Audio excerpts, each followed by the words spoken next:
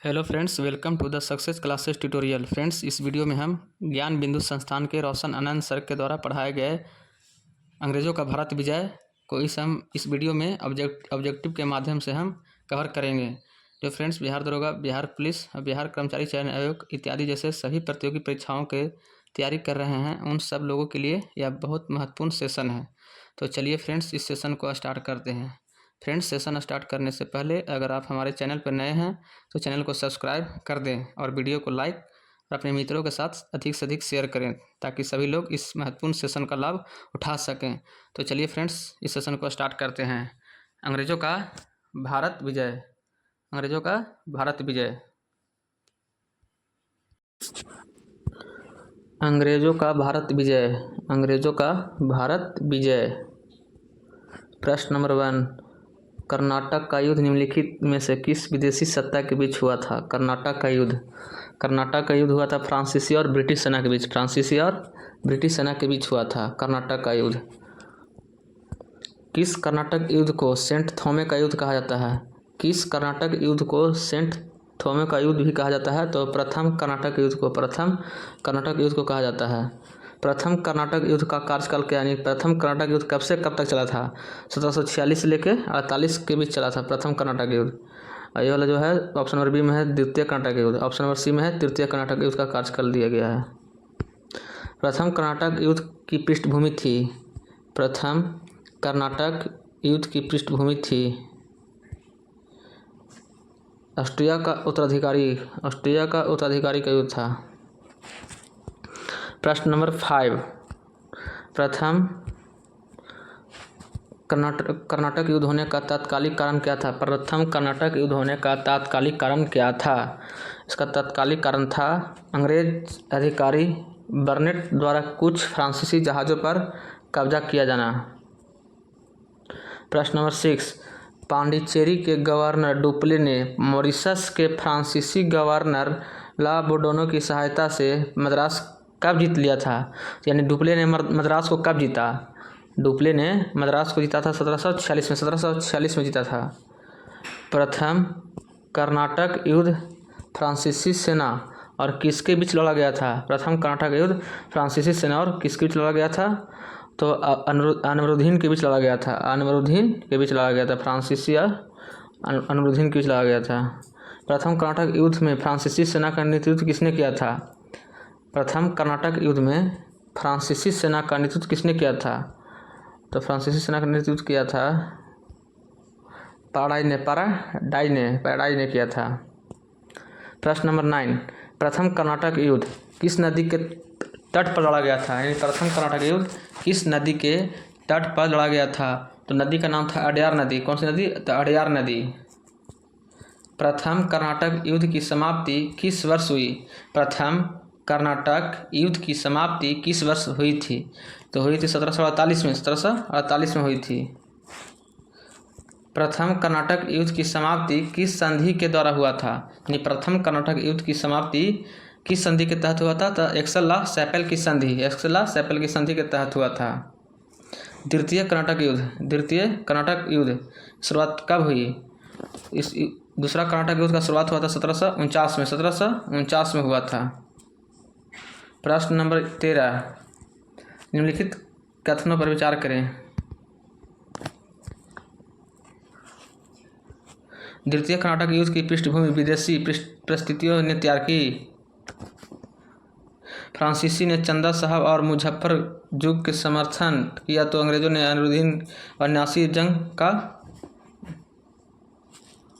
तो इसमें आंसर हो जाएगा ऑप्शन नंबर बी, केवल 2 सही है। द्वितीय कर्नाटक युद्ध की समाप्ति कब हुई थी? तो 1754 में हुआ था। दूसरा कर्नाटक युद्ध का कार्यकाल था 1749 से 54 के बीच। द्वितीय कर्नाटक युद्ध की समाप्ति किस संधि द्वारा हुआ था? तो किस संधि के तहत हुआ था? तो पांडिचेरी की संधि। ये दूसरा कर्नाटक युद्ध का जो संधि हुई थी पांडिचेरी की संधि के तहत। प्रथम हुआ था सैपालाख संधि और तीसरा हुआ था पेरिस की संधि के द्वारा समाप्ति। निम्नलिखित में से कौन सा कर्नाटक युद्ध 1756 में ऑस्ट्रिया तथा इंग्लैंड के बीच प्रसा में हुए सप्तवर्षीय युद्ध का भी विस्तार है? तो द्वितीय कर्नाटक युद्ध 1749 से 64। दूसरा कर्नाटक युद्ध, इसका दूसरा नहीं होगा, तृतीय कर्नाटक युद्ध होगा। 16 का ऑप्शन नंबर डी होगा, तृतीय कर्नाटक युद्ध 1756 से 63, तृतीय कर्नाटक युद्ध, ऑप्शन नंबर डी। निम्नलिखित में से सत्य कथन का पहचान करें। निम्नलिखित में से सत्य कथन का पहचान करें। सत्य कथन का पहचान करना है, यानी एक में है तृतीय कर्नाटक युद्ध का तात्कालिक कारण फ्रांस की सरकार द्वारा काउंट डी लाली को भारत के संपूर्ण फ्रांसीसी क्षेत्र के सैनिक एवं असैनिक अधिकारों को प्रदान किया जाना था। ये सही है। 1758 में लाली ने फोर्ट सेंट डेविड पर नियंत्रण कर लिया। ये भी सही है, यानी ऑप्शन नंबर सी 1 और 2 दोनों सही है। प्रश्न नंबर 18। वांडीवास का युद्ध 1760 में किसके बीच लड़ा गया था? वांडीवास का युद्ध 1760 में किसके बीच लड़ा गया था? वांडीवास 1760 में हुआ था, अंग्रेज और फ्रांसीसियों के बीच लड़ा गया था। तृतीय कर्नाटक युद्ध का अंत कब हुआ था? तृतीय कर्नाटक युद्ध का अंत हुआ था 1763 में हुआ था। तृतीय कर्नाटक युद्ध का अंत किस संधि से हुआ था? तृतीय कर्नाटक युद्ध का अंत हुआ था पेरिस की संधि के तहत तीसरा कर्नाटक युद्ध का अंत हुआ था, यानी तृतीय कर्नाटक युद्ध का अंत हुआ। प्रश्न नंबर 21। कर्नाटक के तीनों युद्ध में अंग्रेजों की सफलता से क्या कारण था? मतलब सफलता के क्या कारण थे? यानी कर्नाटक का जो तीनों युद्ध हुआ था, अंग्रेजों की सफलता के क्या कारण थे? सफलता के कारण थे ब्रिटिश कंपनी गैर सरकारी संस्था थी, ये सही है। अंग्रेजों को सैनिक संगठन उच्च स्तर का था, ये भी सही है। अंग्रेजों को मजबूत आर्थिक स्थिति, ये भी सही है। निरुपयुक्त सभी का सभी जो कथन दिया हुआ है ना, वो सब सही कथन है। प्रश्न नंबर 22। कर्नाटक के तीनों युद्धों में फ्रांसीसियों के असफलता के कारण क्या थे? यानी कर्नाटक का 3 युद्ध हुआ था ना, उसमें फ्रांसीसियों की असफलता का क्या कारण था? ये फ्रांसीसी क्यों हार जाते थे, इसका कारण पूछ रहा है। फ्रेंच कंपनी का राजकीय सहायता पर निर्भरता, ये भी सही है। फ्रेंच कंपनी का आर्थिक स्थिति को ब्रिटिश कंपनी के तुलना में कमजोर होना, ये भी सही है। फ्रांसीसी कंपनी के अधिकारियों में दूरदर्शिता का अभाव था, ये भी सही है। यानी उपयुक्त के सभी कथन सही है, ऑप्शन नंबर डी होगा, उपयुक्त सभी कथन आंसर हो जाएगा। 1756 में बंगाल के नवाब जो अलीवर्दी खां की मृत्यु के बाद बंगाल का नवाब कौन बना था? यानी 1756 में बंगाल का नवाब था अलीवर्दी खां, उसकी मृत्यु हो गया था। मृत्यु होने के बाद उसका बंगाल का नवाब कौन बना? तो बंगाल का नवाब बना था अलीवर्दी खां के बाद सिराजुद्दौला बने। बंगाल के नवाबों एवं अंग्रेजों के मध्य संघर्ष का प्रमुख कारण क्या था? यानी बंगाल के नवाब और अंग्रेजों के जो मध्य संघर्ष हो रहा था, उसका कारण क्या था? उसका कारण था 1717 में मुगल बादशाह फर्रुखसियर द्वारा जारी किया गया शाही फरमान था, यानी ऑप्शन नंबर ए। प्रश्न नंबर 25। ब्लैक होल की घटना को किसने प्रस्तुत किया था? जो ब्लैक होल की घटना हुआ था उसको किसने प्रस्तुत किया था? तो ब्लैक होल की घटना को हॉलवेल ने प्रस्तुत किया था। हॉलवेल ने प्रस्तुत किया था। प्रश्न नंबर 26 यानी 26 प्रश्न नंबर, काल कोठरी की घटना से संबंधित शासक हैं, यानी काल कोठरी की जो घटना हुआ था, ब्लैक होल की घटना हुआ था, तो संबंधित कौन सा शासक थे? शासक जो थे ना, इसमें सिराजुद्दौला थे। सिराजुद्दौला। बंगाल के किस शासक ने कलकत्ता का नाम बदलकर अलीनगर कर दिया था? बंगाल का ऐसा कौन सा शासक था जिसने कलकत्ता का जो नाम था ना, वो बदल के अलीनगर किया था? कलकत्ता का नाम अलीनगर कर दिया था। तो सिराजुद्दौला ने कलकत्ता का नाम अलीनगर कर दिया था। अलीनगर की संधि किसके बीच हुई? अलीनगर की संधि किसके बीच हुआ था? जो अलीनगर का संधि हुआ था, किनके बीच हुआ था? अलीनगर की संधि किसके बीच हुई थी? अलीनगर की संधि हुआ था अंग्रेज और सिराजुद्दौला के बीच। अंग्रेज और सिराजुद्दौला के बीच हुआ था अलीनगर की संधि हुआ था। प्लासी का युद्ध कब हुआ? प्लासी का युद्ध कब हुआ था? तो प्लासी का युद्ध हुआ था 23 जून 1757 को हुआ था। प्लासी का युद्ध किसके बीच लड़ा गया था? प्लासी का युद्ध किसके बीच लड़ा गया था? तो सिराजुद्दौला और अंग्रेज के बीच लड़ा गया था।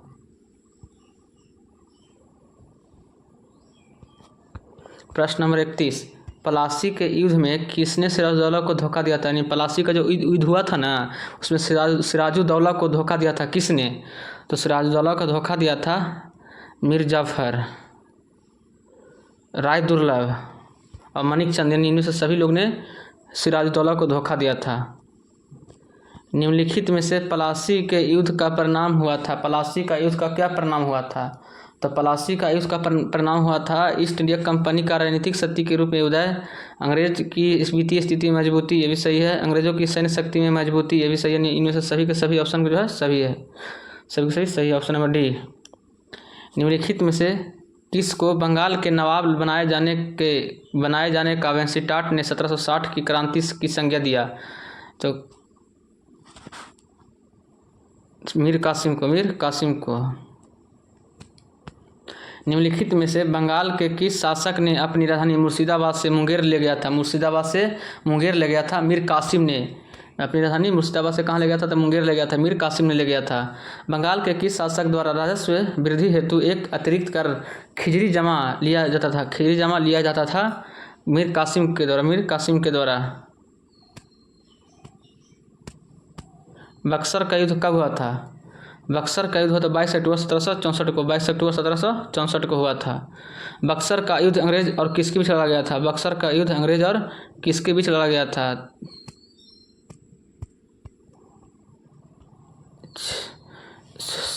शुजाउद्दौला, शाह आलम द्वितीय और मीर कासिम के बीच लड़ा गया था, इनमें से सभी। बक्सर के युद्ध में अंग्रेजी सेना का नेतृत्व किसने किया था? यानी बक्सर का जो युद्ध हुआ था ना, अंग्रेजी सेना का नेतृत्व किसने किया था? तो किसने किया था? हेक्टर मुनरो ने किया था। बक्सर के युद्ध में मीर कासिम के सेना का नेतृत्व किसने किया था? बक्सर के युद्ध में मीर कासिम के सेना का नेतृत्व किसने किया था? तो किया था गुरगिन खां ने किया था। इलाहाबाद की संधि कब हुई थी? इलाहाबाद की संधि कब हुई थी? यानी 12 अगस्त 1765 को हुआ था, ये प्रथम संधि हुआ। दूसरा संधि हुआ था 16 अगस्त 1765 को, 16 अगस्त 1765, 12 अगस्त और 16 अगस्त को हुआ था। इलाहाबाद की संधि किसके बीच हुई थी? इलाहाबाद की संधि किसके बीच हुई थी? शाह आलम द्वितीय और रॉबर्ट क्लाइव के बीच हुआ था। यानी प्रथम संधि की बात कह रहा है, तो शाह आलम द्वितीय और रॉबर्ट क्लाइव के बीच हुआ था। इलाहाबाद की संधि के संबंध में निम्नलिखित कथनों पर विचार करें। इलाहाबाद की प्रथम संधि के संबंध में निम्नलिखित कथनों पर विचार करना है।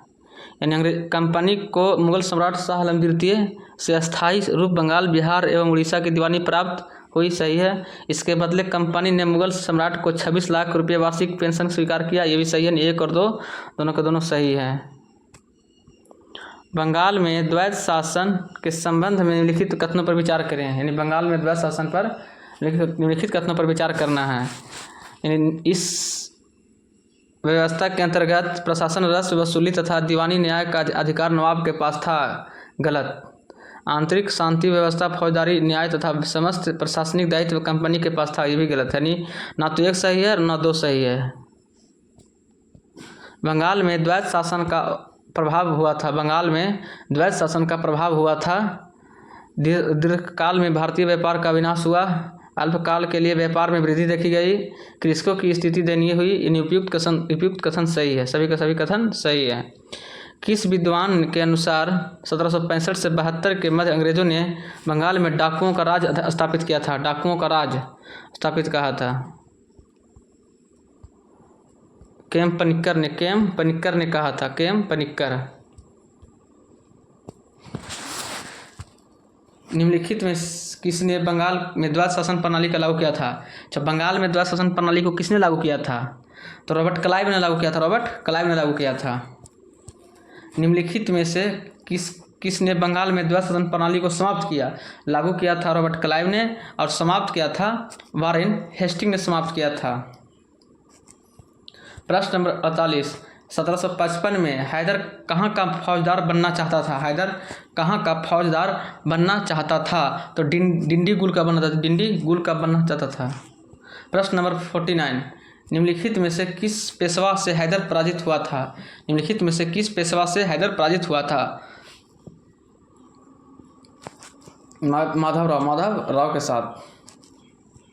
प्रथम आंग्ल मैसूर युद्ध की अवधि क्या था? प्रथम आंग्ल मैसूर युद्ध 1767 से 1767 से 1769। Option number B. ढक्कन में पहला व्यक्ति जिसने अंग्रेजों को पराजित किया था? ढक्कन में पहला व्यक्ति जिसने अंग्रेजों को पराजित किया था, तो कौन ऐसा व्यक्ति था? तो हैदर अली ने पराजित किया था अंग्रेजों को ढक्कन में, हैदर अली।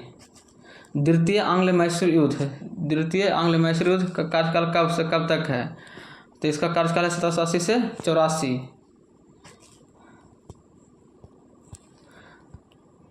द्वितीय आंग्ल मैसूर युद्ध के संबंध में कौन सा कथन सत्य है? तो कौन सा कथन सत्य है? तो हैदर अली ने कर्नाटक में अक्कटी आक्रमण कर द्वितीय आंग्ल मैसूर युद्ध की शुरुआत किया था, सही है। इस युद्ध में निजाम और मराठों ने हैदर अली को साथ किया था, ये भी सही है। हैदर अली ने कर्नल बेली की बुरी तरह से परास्त किया था, ये भी सही है। यानी सभी के सभी कथन सही है। प्रश्न नंबर 54, द्वितीय आंग्ल मैसूर युद्ध की समाप्ति किस संधि से हुई थी? यानी दूसरा जो आंग्ल मैसूर युद्ध हुआ था, इसकी समाप्ति किस संधि के तहत हुआ था? तो मंगलौर की संधि। तृतीय आंग्ल मैसूर युद्ध है। तृतीय आंग्ल मैसूर युद्ध का कार्यकाल कब से कब तक था? तृतीय का था 1790 से 92। प्रश्न नंबर 56, तृतीय आंग्ल मैसूर युद्ध की समाप्ति किस संधि के तहत हुआ था? तीसरा जो आंग्ल मैसूर युद्ध हुआ था, इसका समाप्ति किस संधि के तहत हुआ था? तो संधि हुआ था श्रीरंगपट्टनम की संधि के तहत हुआ था। प्रश्न नंबर 57, चतुर्थ आंग्ल मैसूर युद्ध का कार्यकाल था? चतुर्थ आंग्ल मैसूर युद्ध ये तो हुआ था 1799 में। Option number A. प्रथम आंग्ल मराठा युद्ध का कार्यकाल था? 1775 से 82 के बीच। 1818 में अंग्रेजों और होलकर प्रमुख के बीच तृतीय आंग्ल मराठा युद्ध के परिणाम स्वरूप कौन सा संधि पर हस्ताक्षर किए गए थे? तो कौन सा संधि हुआ था? मंदसौर की संधि। मंदसौर की संधि, मंडेश्वर की संधि लिखा हुआ, ये मंदसौर की संधि हुआ होगा। पिंडारियों का दमन करने वाला गवर्नर जनरल कौन था? पिंडारियों का दमन करने वाला गवर्नर जनरल कौन था? तो लॉर्ड हेस्टिंग था, लॉर्ड हेस्टिंग। एक दशक के सफल युद्ध के बाद 1849 में भारत किस साम्राज्य पर अंग्रेजों को कब्जा हो गया था? अंग्रेजों का कब्जा हो गया था भारत के किस साम्राज्य पर हुआ था 1849 में?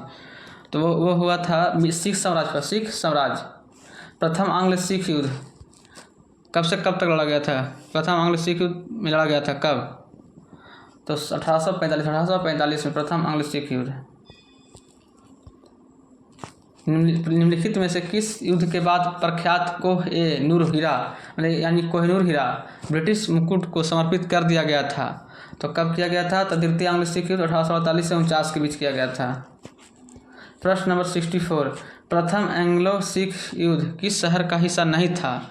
तो किस शहर का हिस्सा नहीं था? तो चिलियावाला नहीं था शहर।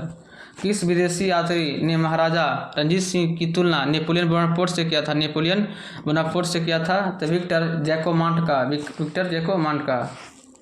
प्रश्न नंबर 66, सन डैश में नेपाल और ईस्ट इंडिया कंपनी के बीच युद्ध हुआ था? तो कब हुआ था? तो 1814 में ईस्ट इंडिया कंपनी और नेपाल के बीच युद्ध हुआ था, यानी अंग्रेजी और नेपाल के युद्ध हुआ था 1814 में।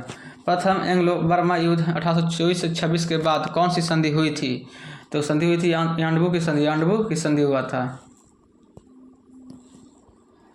द्वितीय आंग्ल बर्मा युद्ध कब हुआ था?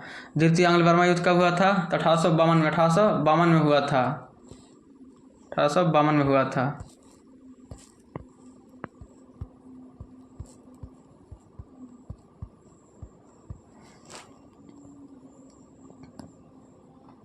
बेगम समरू ने एक अति प्रसिद्ध चर्च का निर्माण करवाया था। तो कहाँ करवाया था? बेगम समरू ने सरगना में। कहाँ कराया था? सरगना में एक चर्च का निर्माण कराया था बेगम समरू ने। निम्नलिखित कथनों में से कौन सा कथन सही नहीं है? कथन चुनना। अली मर्दान ने बंगाल में राजस्व कृषि पद्धति प्रारंभ की, यही सही नहीं है।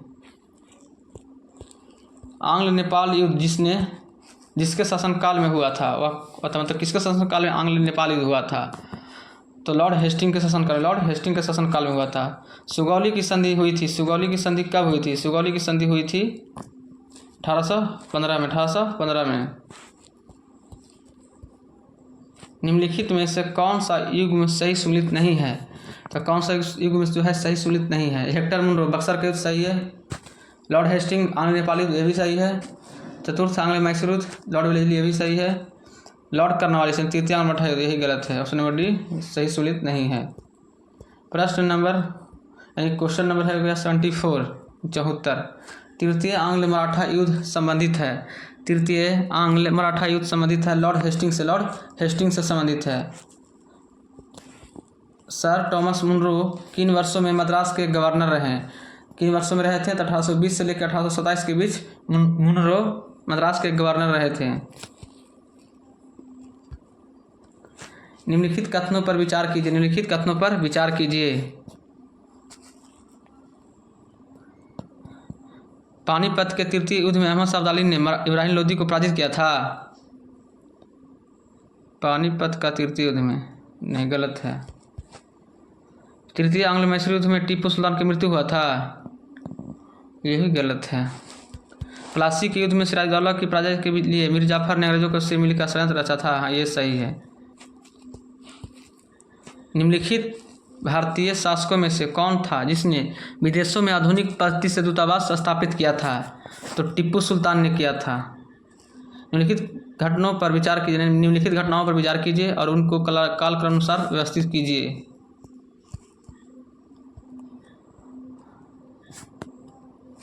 इसका आंसर हो जाएगा option number B 3 4 2 1। Rana Ranjit Singh ने किस स्थान पर अदालत-ए-आला की स्थापना किया था? अदालत-ए-आला की स्थापना किया था लाहौर में, लाहौर में किया था।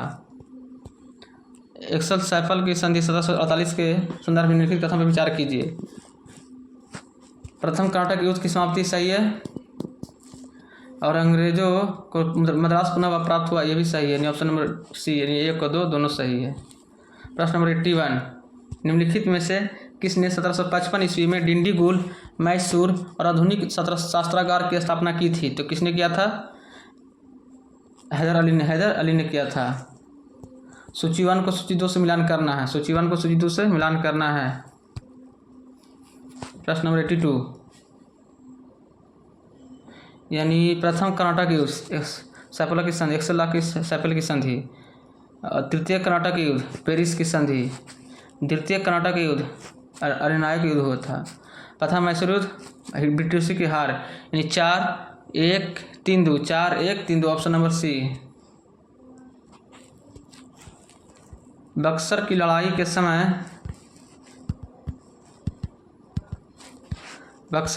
के समय बंगाल का नवाब कौन था? यानी जब बक्सर का युद्ध हो रहा था उस समय बंगाल का नवाब कौन था? तो बंगाल का नवाब था मीर जाफर।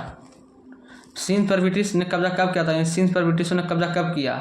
तो सिंध ने किया था 1843 में, 1843 में किया था। प्रश्न नंबर 85। प्रथम आंग्ल मैसूर युद्ध में कौन विजय हुआ था? प्रथम आंग्ल मैसूर युद्ध में कौन विजय हुआ था? तो हैदर अली विजय हुआ था। प्रश्न नंबर 86। निम्नलिखित में से कौन सुमिलित है?